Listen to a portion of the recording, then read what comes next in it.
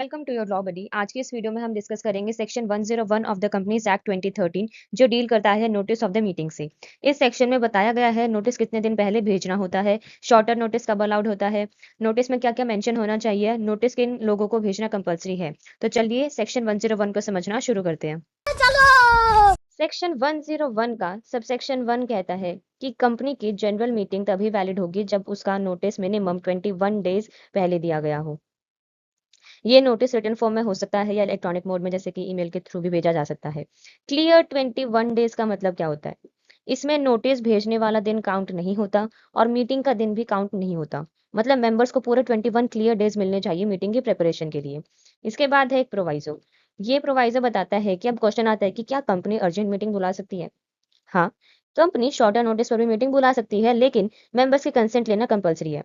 इसका क्लॉज आई बात करता है कि अगर annual general meeting shorter notice पर बुलानी है तो at least 95% members entitled to vote अपनी कंसेंट देंगे, तभी एजीएम शॉर्टर नोटिस पर वैलिड होगी।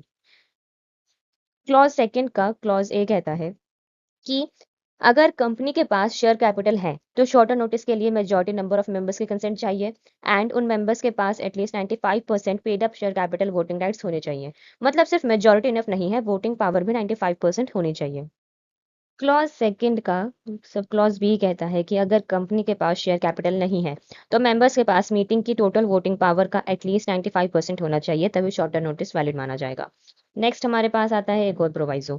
ये प्रोवाइजो बात करता है कि कभी कभी कुछ मेंबर्स सिर्फ स्पेसिफिक रेजोल्यूशंस पर वोट कर सकते हैं, तो इस प्रोवाइजो के अकॉर्डिंग उन मेंबर्स को सिर्फ उन्हीं रेजोल्यूशंस के पर्पस के लिए काउंट किया जाएगा जहां उन्हें वोटिंग राइट्स दिया गया हो। सो इन सिंपल वर्ड्स, जिस रेजोल्यूशन पर वोट करने का राइट नहीं है उसके लिए उनकी कंसेंट काउंट नहीं होगी। नेक्स्ट, सेक्शन 101 का सबसेक्शन 2 बताता है कि हर नोटिस में कुछ इंपॉर्टेंट डिटेल्स मेंशन करना कंपलसरी है।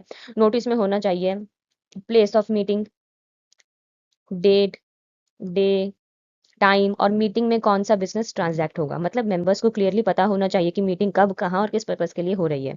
नेक्स्ट है सबसेक्शन 3। ये बताता है कि कंपनी को नोटिस भेजना कंपलसरी है हर मेंबर को, और अगर मेंबर डिसीज्ड या इंसॉल्वेंट हो गया है तो लीगल रिप्रेजेंटेटिव या फिर उसके साइनी को, कंपनी के ऑडिटर या फिर ऑडिटर्स को, कंपनी के हर डायरेक्टर को, मतलब डायरेक्टर्स और ऑडिटर्स को भी प्रॉपर नोटिस देना मैंडेटरी है। नेक्स्ट है सबसेक्शन 4। ये बताता है कि अगर गलती से किसी मेंबर को नोटिस नहीं गया या किसी मेंबर को नोटिस रिसीव नहीं हुआ तो सिर्फ इस वजह से मीटिंग इनवैलिड नहीं होगी। इसे एक्सीडेंटल ओमिशन बोला जाता है, लेकिन ध्यान रहे कि ओमिशन जेन्युइनली एक्सीडेंटल होना चाहिए, इंटेंशनल नहीं होना चाहिए। ठीक है।